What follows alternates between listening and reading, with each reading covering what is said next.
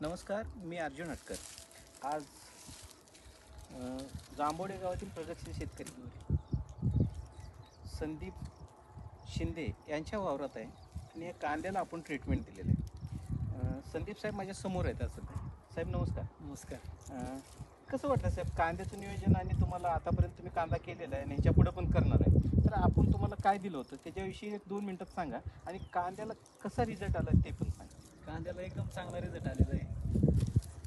काय काय आपल्या केलं? मार्गदर्शनाखाली जे कीटकनाशक खते आपण जे वापर केला त्याने उत्तम रिझल्ट मिळालेला आहे. तुम्ही समाधानी आहे? समाधानी आहे. जर तुम्ही आपल्या सर्वसाधारण शेतकऱ्यांना जर तुम्ही सांगू इच्छिता तर काय सांगू इच्छिता?